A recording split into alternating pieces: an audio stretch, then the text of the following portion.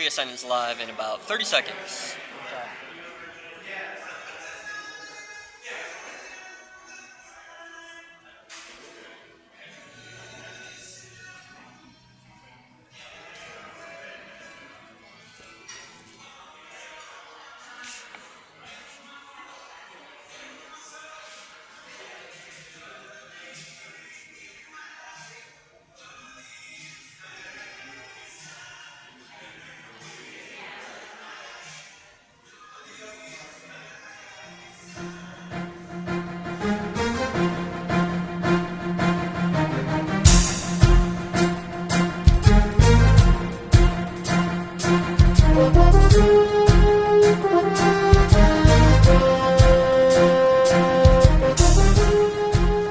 Welcome to 360 Sports Network, everybody. I'm Alex Laverson, and with me is James No Doubt Dotson. We are broadcasting live here at the Crane Room Bar and Grill in beautiful Newcastle, Pennsylvania, where you will find the best wings and burgers you have ever tasted in your life.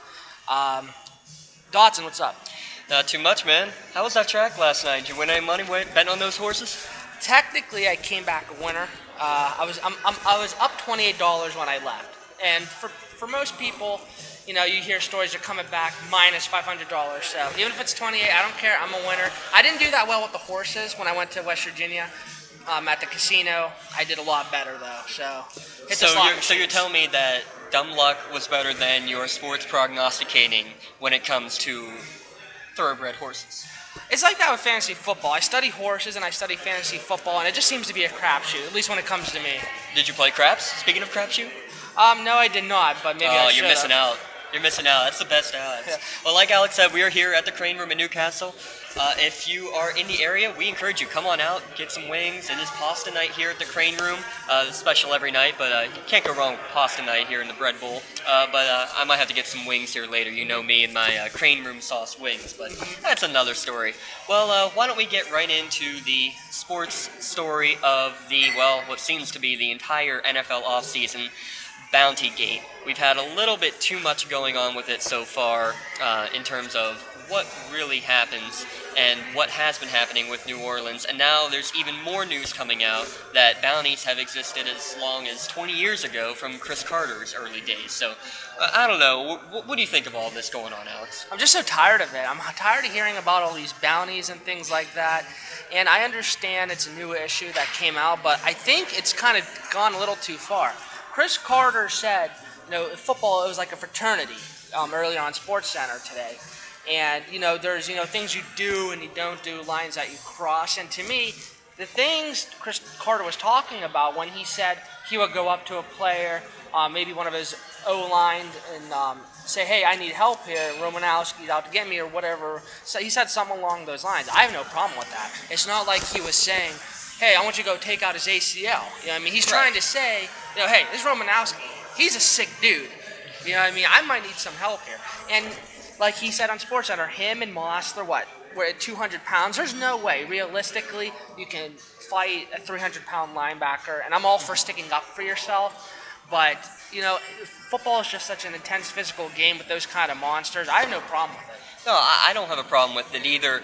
I don't think that it should be having a price tag on it, though, to begin with. If you're my teammate, Alex, and let's be honest, you're a fair bit bigger than me. You would be a linebacker. I would be the kicker in this thing. You call me fat? Yes, that's exactly what I'm saying. Okay. No, just check. What would actually happen here is that you being my teammate, I would not only hope, but I would expect you as my teammate to be out there and watching my back, and if anything goes on, that you would be taking. And I'd be doing the same thing for you if I was able to. Here's the thing, though. I don't think Chris was saying, hey, fight my battles for me or anything like that. It's not like he said, I'm going to give you $500, take this guy out. Well, that's what everybody says he's saying. Well, no, when he was on I think he was on the herd of whatever he was on, he said that he would pick up the tab or the bill or something like that. Just kind of, you help me, I'll help you kind of thing. That's what I would do. I mean, if a guy named Angelo comes over and is about to kick my ass, I'm hoping that you're going to come and protect me. Yeah, I mean look, I have no problem with what Chris Carter had to say, but I think just in general, people are making too big a deal about it. Well, and now everybody is saying that it's not that that's what he was talking about. It's really, he's saying, like you said, You're gonna fight my battles for me. I agree with you. I don't think that's what it is, but now everybody's saying that Chris Carter is a wimp, is a baby, that he's just looking for attention. I don't disagree with that part, but I don't know. I am sick of hearing all Look, this. there is a difference with what was going on with the Saints when Carter was talking about. When you're talking about tearing someone ACL or or hurting them or injuring them, that's a little different. You know what I mean? And the thing with the Saints, they lied to the NFL about it too. Yeah. You know what I mean?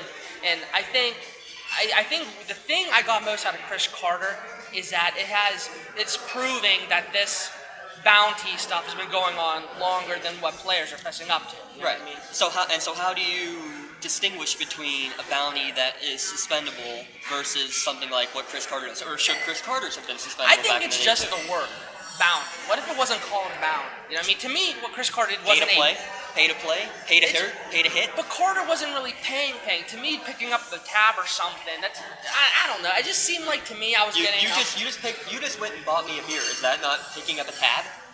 But you understand what I'm saying? Something that compared to $1,000 on the next dude that takes out Kurt Warner. You know what I mean? At least that's the way I look at it. Oh, now the Saints are trying to come out and say that that's exactly what didn't happen.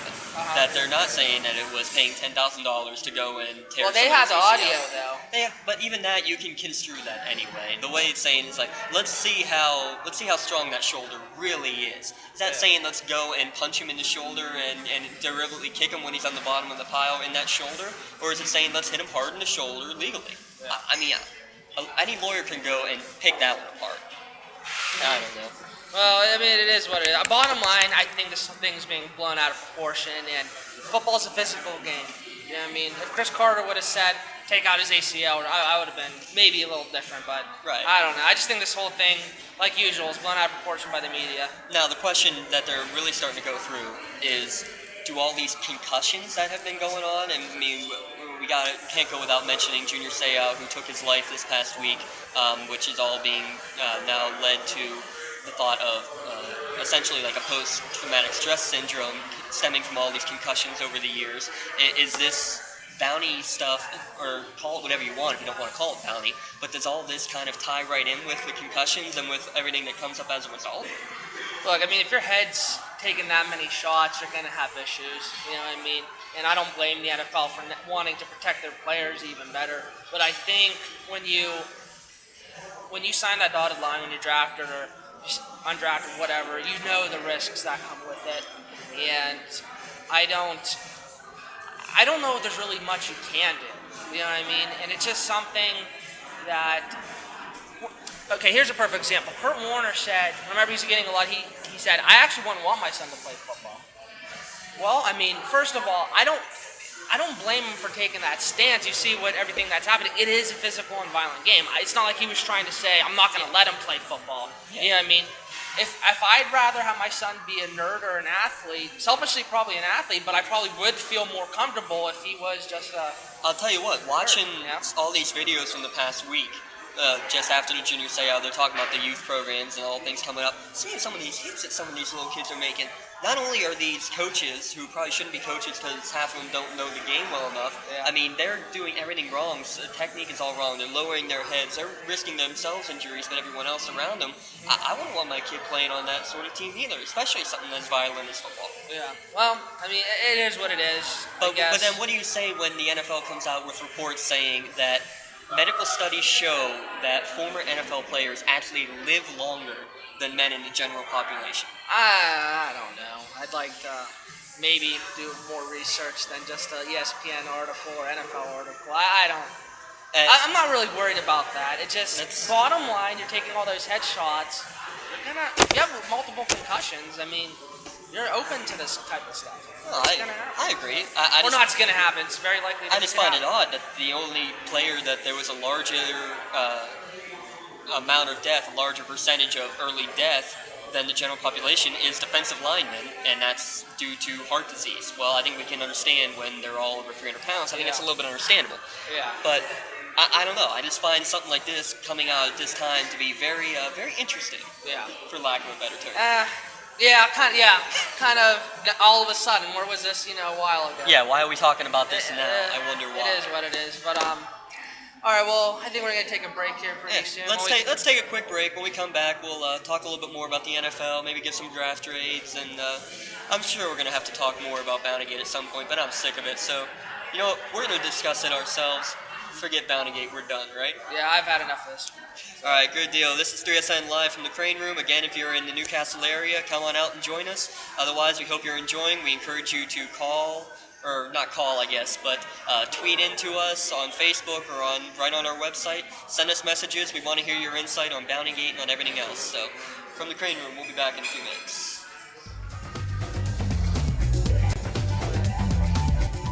Need a place to go to watch the game? Looking for a great game day atmosphere that hosts great food, great service, and the most variety of craft beer in town? Then come on down to the Crane Room Bar and Grill in Newcastle, where the beer is always cold and the best wings are right here. The specials every night, there's always a good deal waiting for you at the Crane Room. Come out on Mondays for $2 23-ounce domestic drafts from 7 to 9. Tuesdays, burger nights. Enjoy $5 burgers from 7 to 9 p.m. And of course, if pasta's your gig, Wednesday is your night. It's pasta night goes bonanza. Thursday, it's pound-for-pound wings all night at $2 domestic drafts from 7 to 9. And mixed drinks are half off every Friday from 5 to 7 p.m. And Saturdays, from 7 to 9, it's $1 off draft beers. And for every Pirates game this year, enjoy a 23-ounce Icy Light for just $2. Whether it's to watch the game, at the bar, enjoy a night out at the outdoor patio, or sit down with your honey for dinner at the restaurant, the Crane Room has everything that you need. So come on down to the Crane Room Bar and Grill, get your fix on wings, sports, and beer, just off Route 18 in beautiful, sunny Newcastle, Pennsylvania.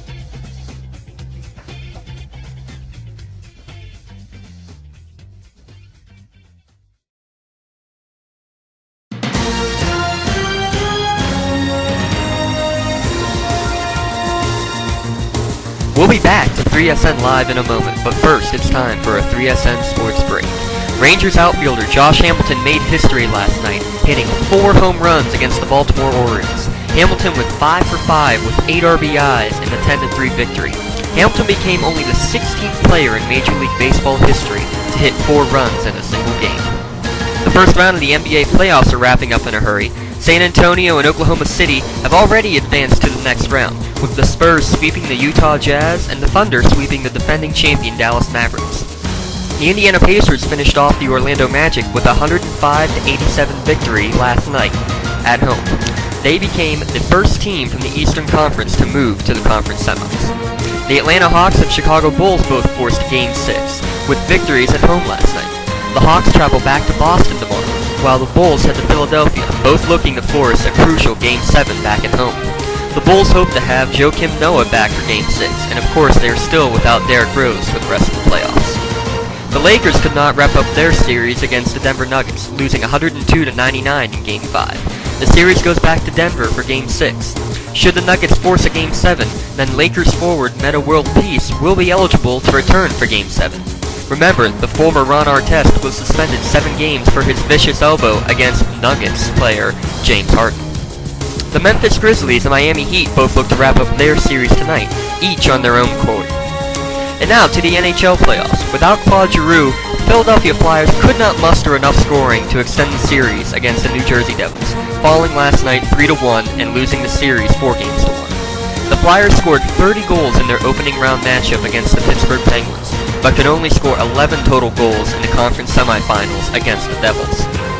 The Rangers look to clinch their series tonight in Washington after a great comeback performance in Game 5 on Monday, where they scored a power play goal with only 6 seconds left in regulation to tie the game, and then scored another power play goal in overtime. The Capitals look to bounce back and force a Game 7 back in Madison Square Garden. The winner will face the Devils in the Eastern Conference Finals. The Western Conference Finals are already set up, with the Los Angeles Kings and the Phoenix Coyotes set to do battle for a chance at the Stanley Cup.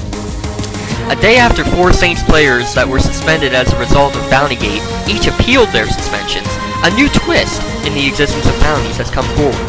Former Vikings wide receiver Chris Carter came out today, saying he would put bounties on his opponents. Carter was very clear that there was never an intent to hurt his opponents when he put bounties on them. Rather, they were just for his teammates to protect Carter on the field. He said, quote, "That's the league I grew up in." And that's it for the 3SN Sports Break. Now let's head back to 3SN Live at the Crane Room.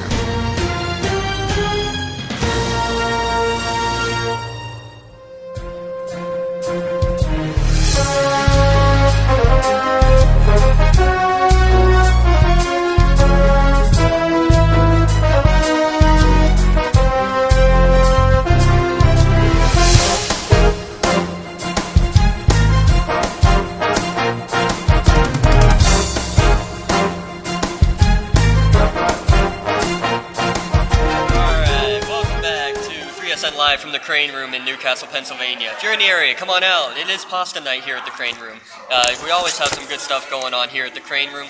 Yeah, too bad we don't have the big screen down here to watch the Pirates game, but I don't know about you, Alex. I have a direct shot in the other room to see McCutcheon up to bat right now. Well, if it's anyone other than McCutcheon, or usually it'll be a ground out fly, or yeah, finally though he got his first home run last night. And Barajas? And as he was McCutcheon. Oh yeah, him too. Oh yeah. You know what I mean? But even a dead clock's right twice a day. You know what I mean? Yeah. Well, when McCutcheon hits a home run, your best player on your team, and that's when then the worst player probably on your team, Barajas, hits a walk-off. Here's the thing though, that honestly, now that Pedro Alvarez is kind of coming along, you could just tell the team usually, just kind of picking up a little bit. The team, it's not like they don't have any really talented batters. It's just they're not doing anything. You know what I mean? Jones can hit homers, even though that might.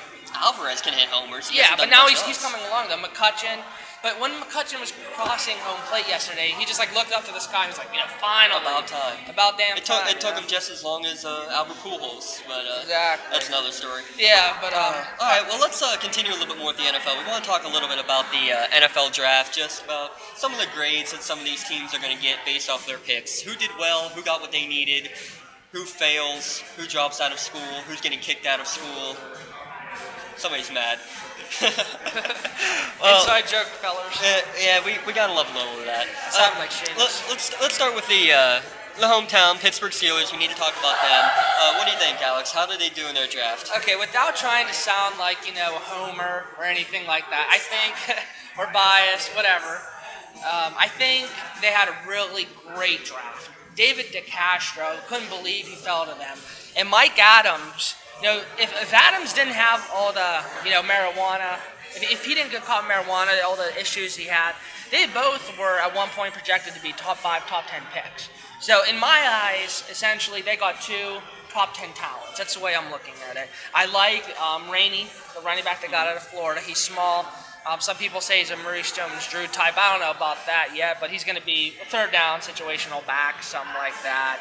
I like it, and especially Ben needs help. He is always hurt. It's ridiculous, and it was putrid. It was putrid how much Ben was getting sacked. Last year hurt. It was just he was always under pressure. And so to go even further, their 4th round pick, Alameda Ta'amu, the guy from Washington, D-line, he's going to take over Hampton's spot. He's just like him. Oh my goodness, it's kind of scary, isn't it? Yeah, but it's like Chris Fuamatumala Alawalafala. You can't pronounce his name. You know what I mean? We'll learn it quickly. Right there, just call him Chris Fuamatumala. Yeah. You don't remember that?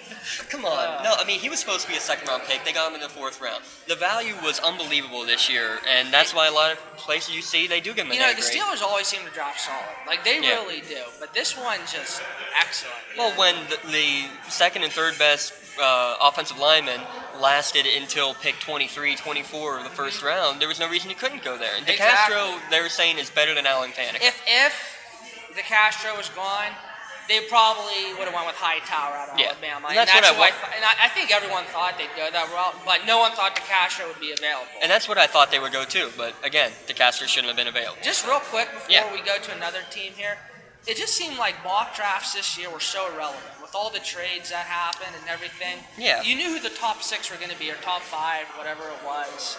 You know what I mean? Is it worth doing mock drafts anymore beyond the first pick or 2? That's a question, So I don't know. Everyone's still going to do them. All right, let's bring in for another team. We love the San Francisco 49ers. We happen to have a pretty much a San Francisco 49ers expert here with us. We got Angelo ready to talk some 49ers draft status. What's going on, Angelo? How's it going? Going all right, going all right. What up?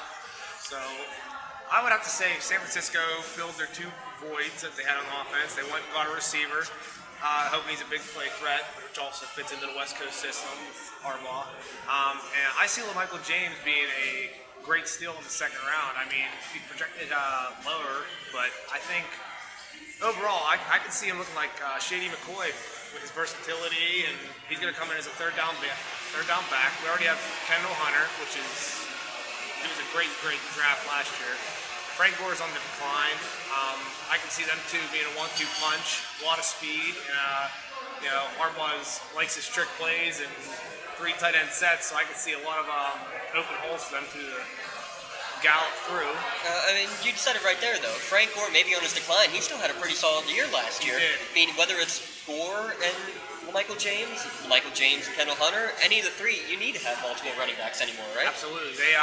They found a way to preserve his legs, and for the playoffs, a lot of touches for Kendall Hunter as a rookie, and I've seen Michael James doing the same thing this year, cutting back on Gore's carries, but by doing that, you make him a more effective running back, and I think he can, he's still your bruiser inside the 5-10 yard line of red zone, and Gore's still one of the top backs in the league in my opinion, especially with that offensive line. And the only worry you have with Michael James is injury.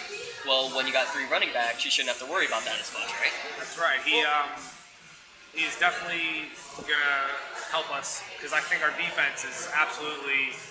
There's not a lot of holes in the defense, put it that way. I think it's the best defense in the league, led by. Oh, I love Navarro Bowman out there. Navarro Bowman, Penn State. What do you think the Niners drafted a wide receiver first signals? Do you think it's an insurance policy for the rest of the Niners receivers? Is Moss going to be a decoy? What does this mean? Well, I see 2 things here. One, I think it's a way to motivate Michael Crabtree to start playing like a first-round pick. He has underproduced for sure. And secondly, I see Randy Moss being a mentor towards him, because say what you want about Randy Moss, his problems on the field or off the field, or only want to play when he wants to. But the guy can play ball. I mean, obviously Harbaugh sees something in him that's going to bring value to the 49ers. And Harbaugh's he's a tough coach, but he's a player's coach. He knows that Moss brings an element to the 49ers that they were missing last year, and I think that's going to be a great thing for AJ Jenkins, because he's going to see how to become a pro, and he's going to learn how to be a playmaker. Now, I know you have some interesting thoughts on Alex Smith that some people might disagree with. What do you want to tell us about Alex Smith? Well, I have always been a fan of Alex Smith. Yes, I've said my negative things about him in the past, but I've always had his support for the reasons he's never had an offensive coordinator in consecutive years. But 9th year in the league, this is his first full offseason with the same offensive coordinator and regime. So I think he's coming up with a lot more confidence going to an NFC Championship game. You get rid of those 2 muff punts in the championship game. I see them playing for the Super Bowl last year, and with his confidence level through the roof and the players surrounding him, confident, I can see another run at the Super Bowl this year, and I'm excited and hoping to see good results. Well, the 49ers did exactly what you need to do with a quarterback who has not done as well in the past, but is starting to show promise. You put people around him. You get another good playmaker running back in Michael James. You get AJ Jenkins. You get in the free agency with Manningham and Moss. You get all these guys to bring in with the Crabtrees, to bring in with the Vernon Davises. Honestly, this should be a Super Bowl or bust year in my mind. I wouldn't say a bust, but I say, if they can get back to, win a divisional championship game, or win the NFC West, get to the championship game again, even if they do lose, look at the Ravens. They're back there consecutive years losing, but people are still they're picking them to win. And you say about underachieving for Alex Smith, someone who I will defend, even though I'm not a Browns fan, is Colt McCoy. People are bashing him. He hasn't been in the league. He hasn't been in the league very long, but who does he have to support him? He has no number 1 receiver. Oh, Josh Cribbs isn't the number 1 receiver? He's a number 1 return man, but he is not a guy. Number 1 Wildcat quarterback. That's right. I can't see him being a dominant receiver. But look what they did this year. First pick in the draft, they got the the best player in the draft in my eyes, Trent Richardson. A bruiser, an all-around back, 3-down back, is going to take the absolute pressure off McCoy because they can just turn around and hand it off and let him get 4 or 5 on a carry. Yeah. So I see that team. But then they go and draft Brandon Whedon. What the logjam of wide receiver has me wondering is how everything is going to shape out. Who's going to be left out? Who's going to be cut? Because obviously, they're not going to keep everyone. They got Ted Ginn. It's just kind of like it makes me worried. It's a good problem to have, but could you potentially be letting some good talent go? It's like almost you have so much talent. What do you do? Like it might be. And is there a talent lacking somewhere else because you have so much invested into the wide receiver and tight ends? I think Manningham's he's definitely be on the team, and like Angela said, Moss will be on there. Crabtree will be there. Ginn is too good of a return man to let go. I think Ginn's I think he's more of a role player now for the 49ers, and I think he's matured enough in the league now that he needs to realize he's not number 1 or number 2, but he is, he's very valuable in the return game, and that's where his career is going to be for the next 3 or 4 years, as long as he can stay healthy and keep his speed up. Because you saw what he did in Seattle the opening week last year. He had 2 returns in like 33 seconds and won the game for him. But field position's a difference maker in the NFL, and I think he brings that to the 49ers offense, special teams. As long as he's all right with it, which he should be, I would hope he is, but egotistical NFLers, that's just the way it works. So what? Actually, let's talk about another NFC West team.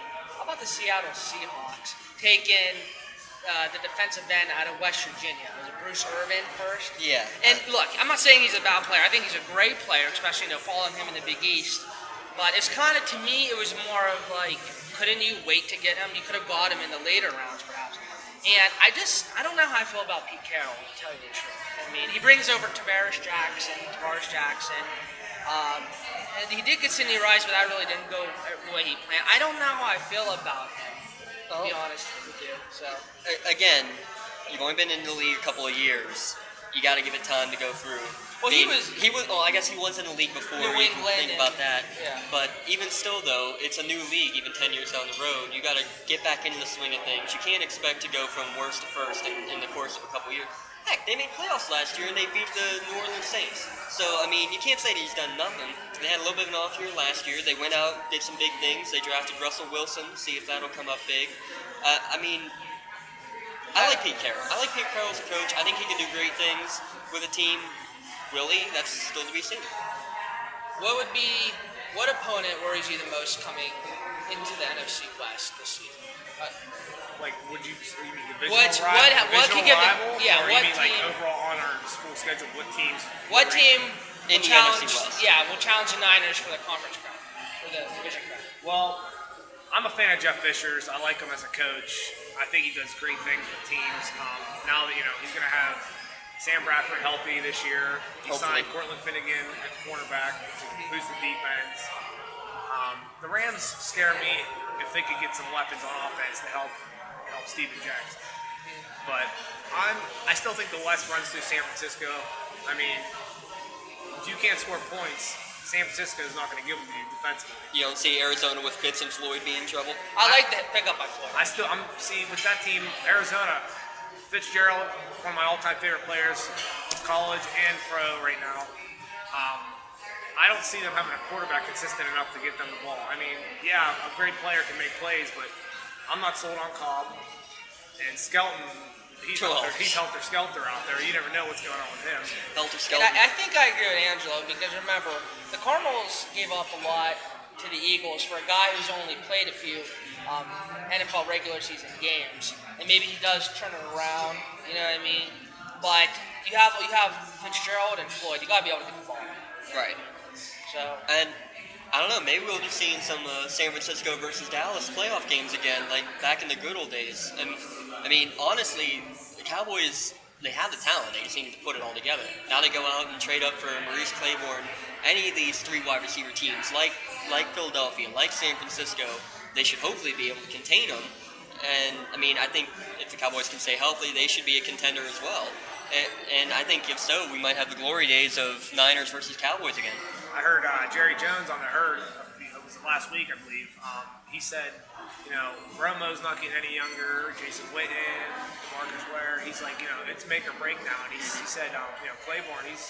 He said he's hoping he can fill the void, like maybe like a Deion Sanders used to do. He said, it's make or break this year. He said because they have the talent. They've been predicted 3, 4, 5 years in a row now to make a run at the Super Bowl, and every year they've choked or not gotten the job done. I mean, they lost, I believe it was 5 games last year after leading in the fourth quarter. Right. And it killed me.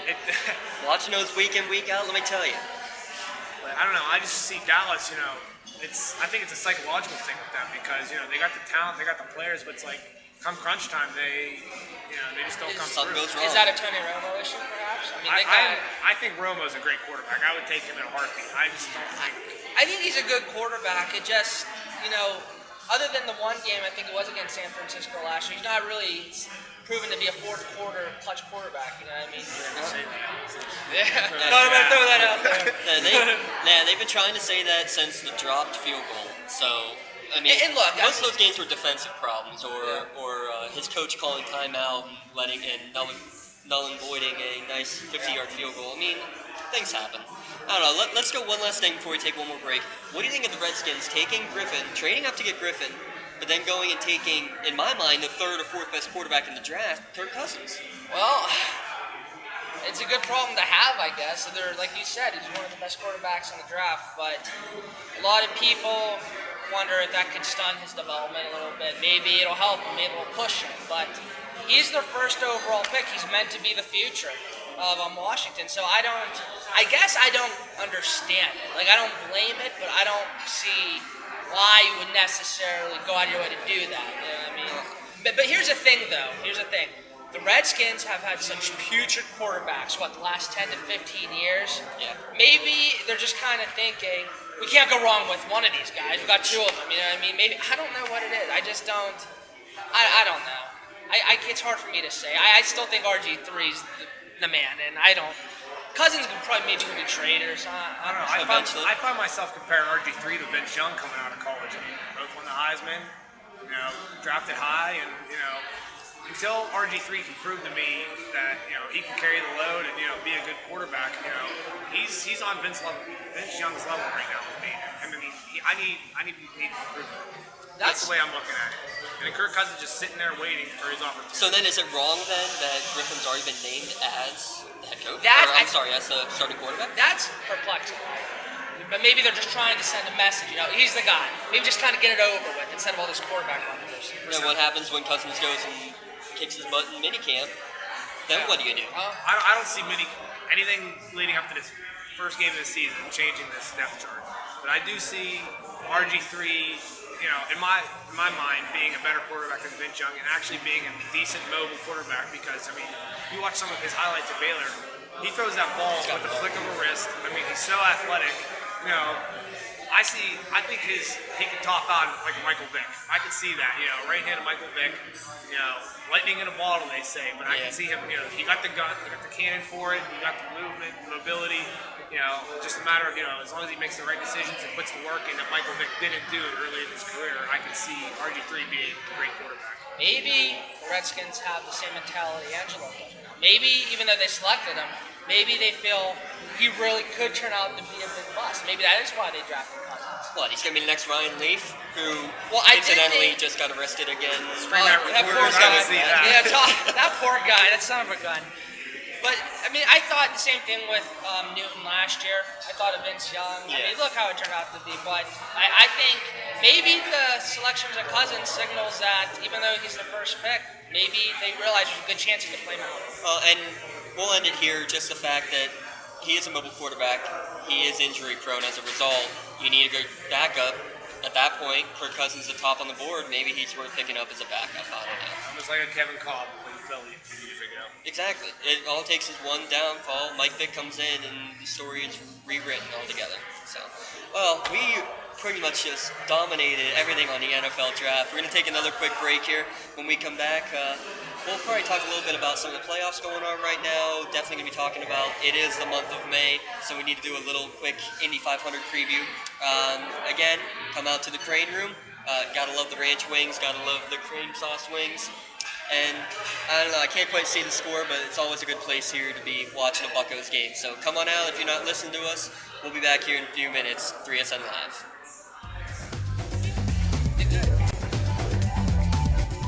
You're the place to go to watch the game, looking for a great game day atmosphere that hosts great food, great service, and the most variety of craft beer in town. Then come on down to the Crane Room Bar and Grill in Newcastle, where the beer is always cold and the best wings are right here. The specials every night, there's always a good deal waiting for you at the Crane Room. Come out on Mondays for $2 23-ounce domestic drafts from 7 to 9. Tuesdays, burger nights. Enjoy $5 burgers from 7 to 9 p.m. And of course, if pasta's your gig, Wednesday's your night. It's pasta night goes bonanza. Thursday, it's pound-for-pound wings all night at $2 domestic drafts from 7 to 9. And mixed drinks are half off every Friday from 5 to 7 p.m. And Saturdays, from 7 to 9, it's $1 off draft beers. And for every Pirates game this year, enjoy a 23-ounce Icy Light for just $2. Whether it's to watch the game, at the bar, enjoy a night out at the outdoor patio, or sit down with your honey for dinner at the restaurant, the Crane Room has everything that you need. So come on down to the Crane Room Bar and Grill, get your fix on wings, sports, and beer, just off Route 18 in beautiful, sunny Newcastle, Pennsylvania.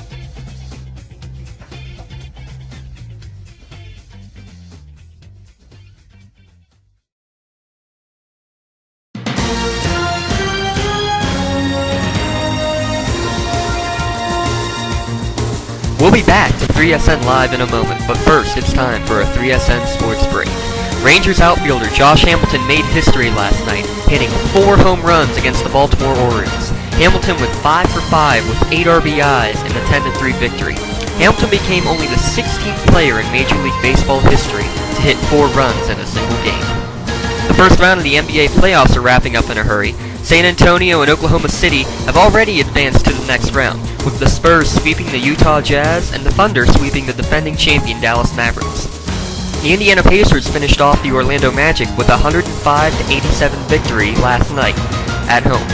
They became the first team from the Eastern Conference to move to the conference semis. The Atlanta Hawks and Chicago Bulls both forced Game 6, with victories at home last night. The Hawks travel back to Boston tomorrow, while the Bulls head to Philadelphia, both looking to force a crucial Game 7 back at home. The Bulls hope to have Joakim Noah back for Game 6, and of course they are still without Derrick Rose for the rest of the playoffs. The Lakers could not wrap up their series against the Denver Nuggets, losing 102-99 in Game 5. The series goes back to Denver for Game 6. Should the Nuggets force a Game 7, then Lakers forward Metta World Peace will be eligible to return for Game 7. Remember, the former Ron Artest was suspended 7 games for his vicious elbow against Nuggets player James Harden. The Memphis Grizzlies and Miami Heat both look to wrap up their series tonight, each on their own court.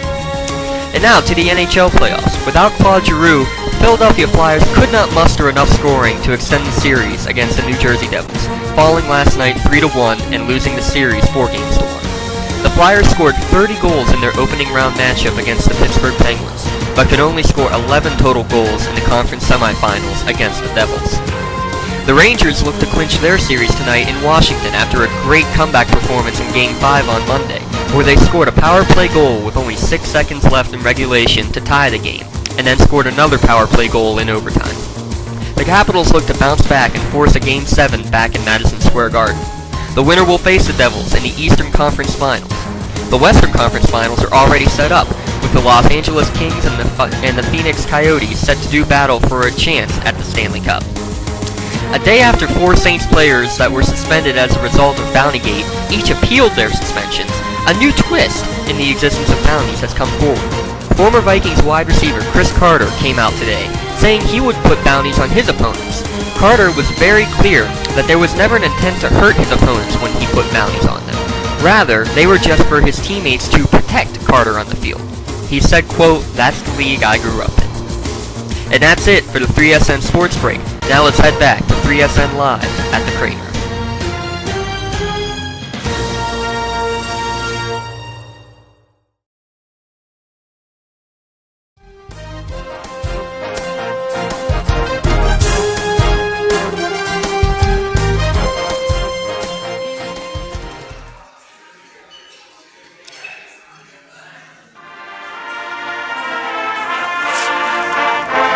home again in Welcome back to the Indiana. 360 And Sports it Network. seems that I can see the gleaming candlelight still burning bright through the sycamores for me. The Just wanted to do newborn a quick little talk about what's going to be happening here in the next couple of days. We know pole day's coming up. That's where everybody's going to be qualifying as best as they can, as fast as they can, with the new DW12 chassis, and we're going to find out who can be on the pole and having the starting position for that greatest spectacle in racing, the Indianapolis 500. There's a couple of interesting things going on here. A lot of rookie orientation that's about to get started tomorrow, actually, with Ari Leyendyke and Tony Kanaan leading all of the rookie festivities. There's a lot of rookies in the field this year. Not just legit rookies in the field, but also just some first-time racers at the Speedway. The big name is Rubens Barrichello, who's making his IndyCar debut and actually his all-time oval debut when he comes to the Speedway. He has been a absolute great draw for the IndyCar series. Viewership in Brazil has gone up nearly 60-70% just because of one driver coming over. That is a testament to how great he is, how great he has been with the car. Now the question is, how well can he do on an oval for the first time ever? Excuse me. So we're going to find out what's going to happen with him, and we're going to just keep on flying forward. There's also another former F1 guy coming in. Gene Alessi has just teamed up with a former Indy Lights minor league series team who is going to come now and figure out if he can make anything for the Indianapolis 500. What's great about Indy, you're not guaranteed a spot in the field. Currently there are 35 car and driver combinations for the Indy 500. There's only 33 spots in the field, and there's always going to be a couple more that line up as we get closer and closer to the actual race day. So we're going to have a fun month ahead of us. If you're following us at 360 Sports, you're going to be seeing that I've been posting something every day based off of the former winners. Also going to be talking about all the rookies in the field, not just Barrichello. Some of the big names. Catherine Legg made her way over. Sebastian Bourdais probably in his first or second ever Indy 500. A couple other big names, rookies that have done really well this year. Simon Pagenaud has done well. Wade Cunningham is coming over. He's always been a good force. So who knows what's going to happen at this point. Joseph Newgarden has been strong so far. We're going to have a fun month ahead of us. Stick with us here at 360 Sports Network. We're just going to have a great time. So with all that being said, stay in tune at 3S Network if you have any questions based on what we've done. Also would like to talk real quickly about what we do with the 360 Sports Network. Here at 3SN, we feel everybody has the right to be heard. That's why we bring in guys like Angelo, because he feels he has an opinion that needs to be shared. We invite that opinion to be shared. We have a big network. That's all we are. We are a network of blogs, a network of sponsorships, a network of websites, a network of radio stations. Anybody who has an opinion is more than willing to share it. That's why we bring them in. We put your stuff on the air, and that's how you get publicized. That's how we get publicized. That's how the word gets out, because we feel everybody should be a fan, and everybody at the same time can be an analyst as well. So because of that, we encourage you, everybody, the fan out there, to be heard. Come and join us. Either join us here on one of the broadcasts, tweet in is the easiest way. If you send us a tweet, we'll talk to you on the air. If you want to write for us, send us an article or tell us what you want us to talk about, and guess what? That's all we'll do. We will immediately put all the information we can get. So with that being said, we're going to take one last quick break, and when we get back, we're going to finish everything up here live from the Crane Room in Newcastle, the 360 Sports Network, where everybody is a fan, everybody's an analyst. We are by the fans and for the fans. 3SN Live will be back in a couple minutes.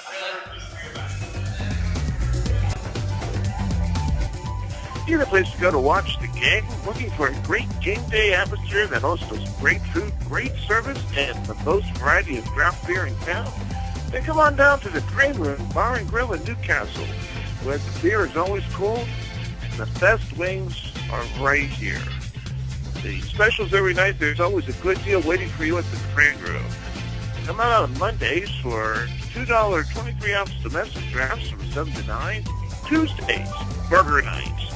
Enjoy $5 burgers from 7 to 9 p.m. Of course, if pasta's your gig, Wednesday's your night. It's pasta night goes bonanza. Thursday, it's pound-for-pound wings all night at $2 domestic drafts from 7 to 9. And mixed drinks are half off every Friday from 5 to 7 p.m. And Saturdays, from 7 to 9, it's $1 off draft beers. And for every Pirates game this year, enjoy a 23-ounce Icy Light for just $2. Whether it's to watch the game, at the bar, enjoy a night out at the outdoor patio, or sit down with your honey for dinner at the restaurant, the Crane Room has everything that you need. So come on down to the Crane Room, bar and grill, get your fix on wings, sports, and beer. Just off Route 18 in beautiful, sunny Newcastle, Pennsylvania.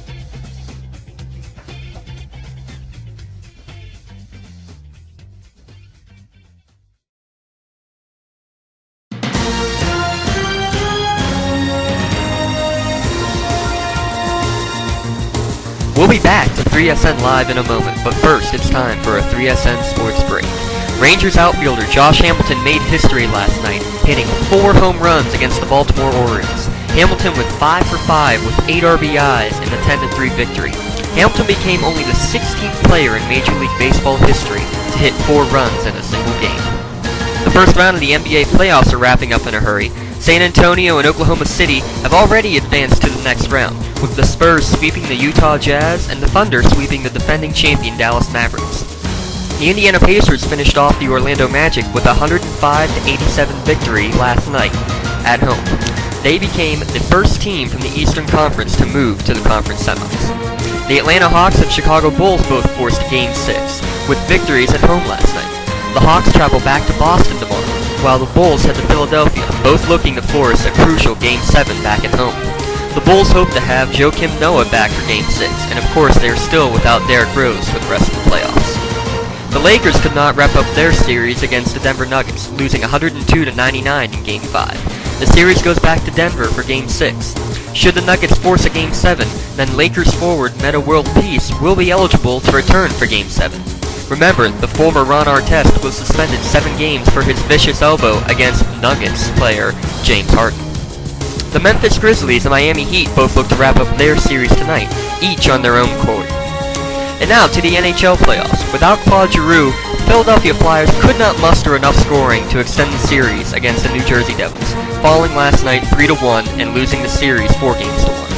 The Flyers scored 30 goals in their opening round matchup against the Pittsburgh Penguins, but could only score 11 total goals in the conference semifinals against the Devils.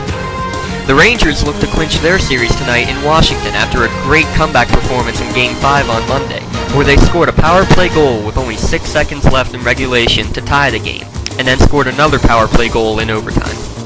The Capitals look to bounce back and force a Game 7 back in Madison Square Garden. The winner will face the Devils in the Eastern Conference Finals. The Western Conference Finals are already set up, with the Los Angeles Kings and the Phoenix Coyotes set to do battle for a chance at the Stanley Cup. A day after 4 Saints players that were suspended as a result of Bountygate each appealed their suspensions, a new twist in the existence of bounties has come forward. Former Vikings wide receiver Chris Carter came out today, saying he would put bounties on his opponents. Carter was very clear that there was never an intent to hurt his opponents when he put bounties on them. Rather, they were just for his teammates to protect Carter on the field. He said, quote, "That's the league I grew up in." And that's it for the 3SN Sports Break. Now let's head back to 3SN Live at the Crane Room.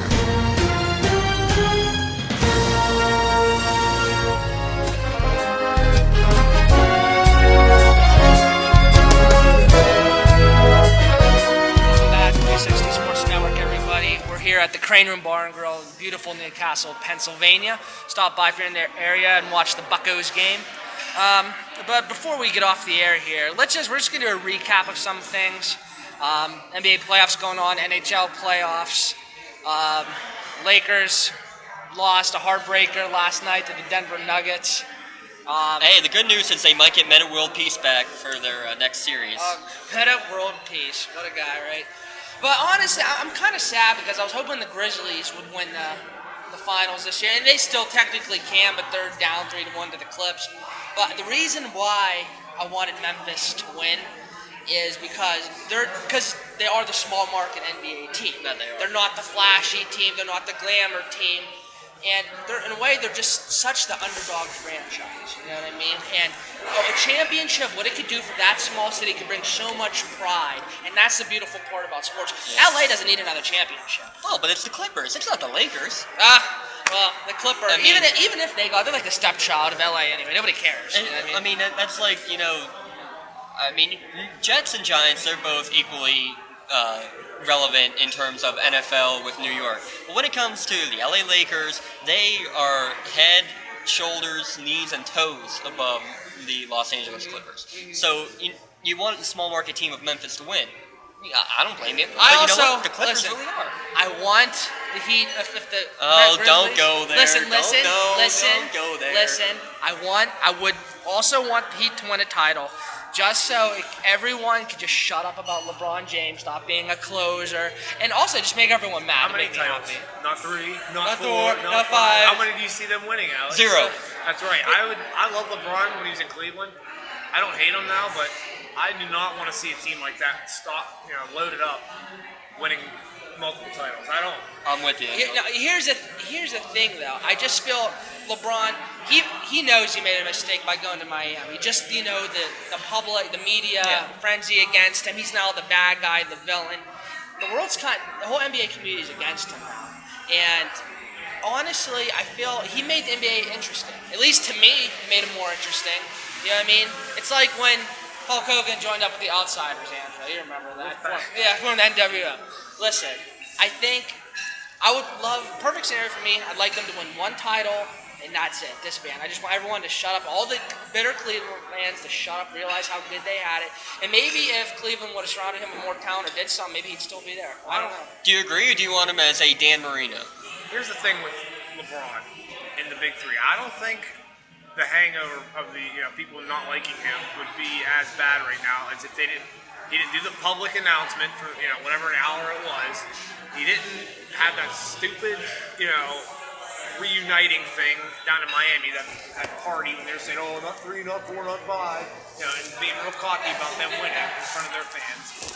And by doing that, it's you're putting the target on your back. Teams are out to beat you because one, you're acting like you're the greatest team since whatever the old Celtics or Lakers. You're not, okay. Those are like those teams are built through the draft. Look at the Durant and Westbrook. They built that team through the draft, and that's a team that deserves to win an NBA championship. And I really hope that they meet the Heat, and they absolutely demolish I them. don't see any team beating Oklahoma City in a 7-game series. I mean, you got one of the most prolific scorers in the NBA today, Kevin Durant, one of the best scoring point guards in the NBA, and Westbrook. I mean, that's a 1-2 punch. It's hard to handle. It really is. Quick side note: how do you think Greg Oden's feeling right now? Did you see the comment he said? Yeah. No, I haven't. What happened? He said basically, it's kind of how do you put it? It kind of stinks. It kind of sucks. I'm glad for him, Kevin but it Durant sucks. so well.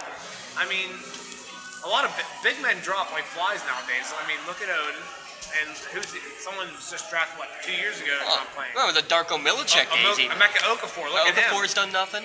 He was high in the draft. Nothing. I mean, they're really not doing anything. I'll tell you who I'm worried about. The kid from Ohio State, Sullinger. Good player, but look, he's already starting to have injuries. Oh, well, he also gets a lot of calls going his way. I could go on about him. Flop and everything. All right, well, how about this? We know the consensus here, no one, especially you two, wanted to see the Heat win. Who do you guys want to see get a ring? You guys want to see Kobe get a 6?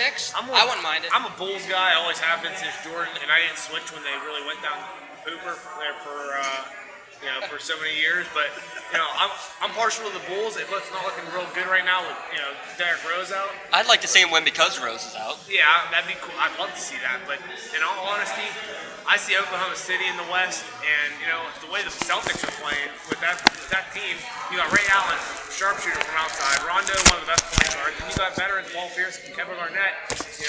In that lineup, I can see Boston playing Oklahoma City in the championship. So as of right now, those are the two teams I see playing for that Yeah. gold in basketball. No, definitely. But, you know, the Spurs are also playing well right now. You can't argue with them. Well, I would like to see DeJuan Blair get a ring, but I don't know. I just feel like the Heat if the Heat could at least get to the finals, just make everything so interesting. They're the perfect villains, the bad guys. I like the story of them. You know what I mean? I don't see the Spurs because look what happened last year. They lost with that same team in the first round last year. Well, don't tell that to Skip Bayless over at ESPN First Skip Take. Bayless. Well, Skip Bayless can be Skip Bayless. Yeah.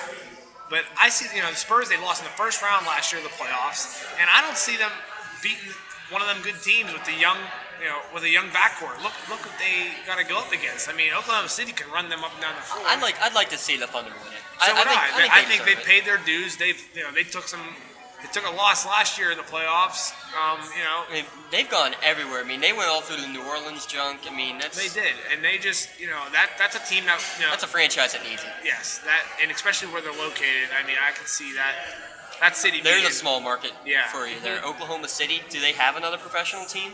Maybe, I don't know, soccer.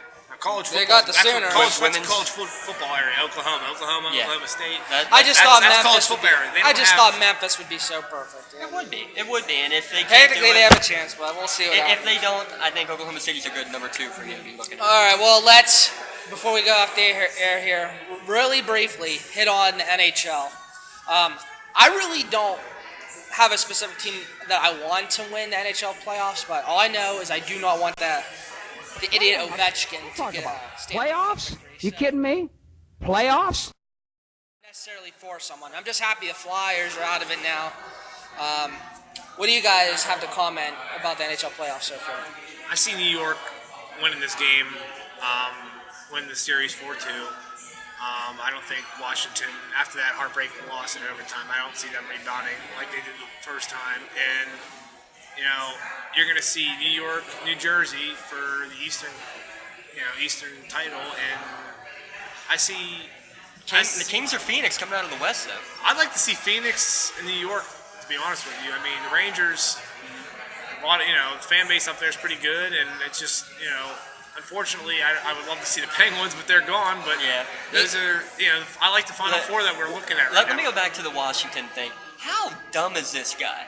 With 20 seconds left, off of face-off, what does this guy say to you that you feel that you have the right to go and just go and butt him right in the face, cause a 4-minute double minor, and he must have something about his mama, man. Jeez. Oh, he said something about his mama. You know what?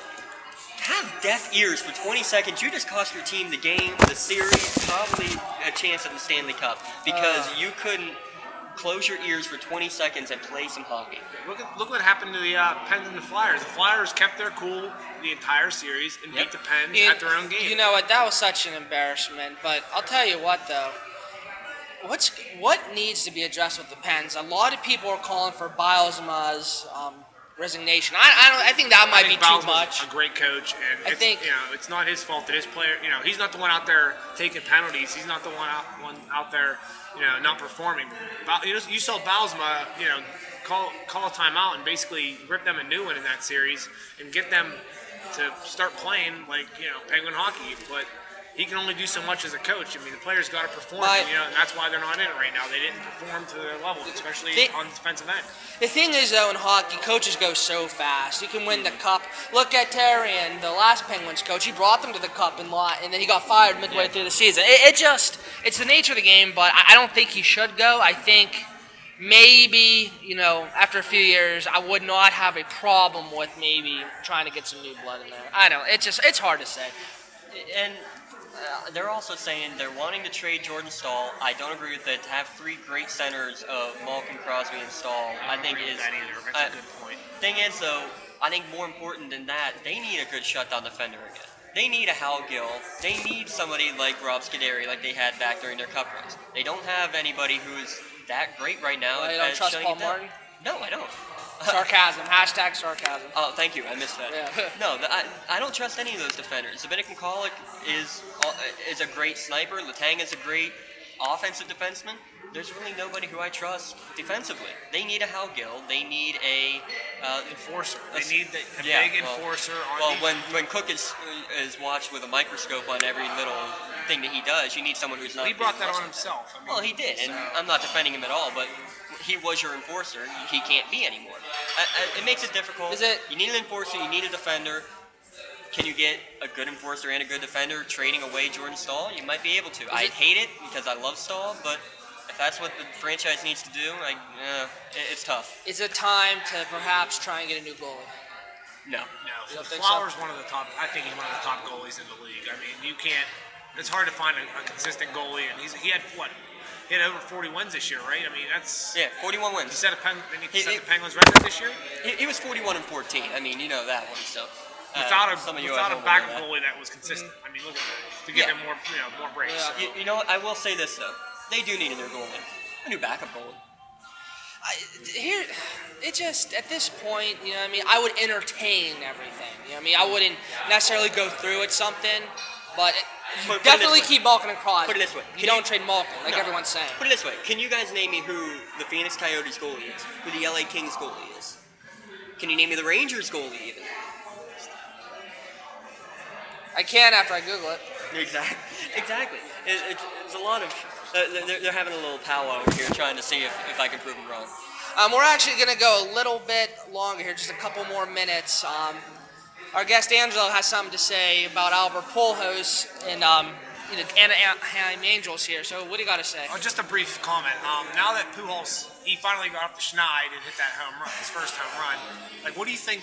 What do you think the upper management is saying about that contract that they gave him? And with everything that's happening, he hasn't really produced the home runs earlier in the year. But do you think they're up in their boardroom or wherever they're sitting, saying, you know what, this guy's going to be fine. This guy's going to be worth the money. They're probably saying, son of fill in the blank.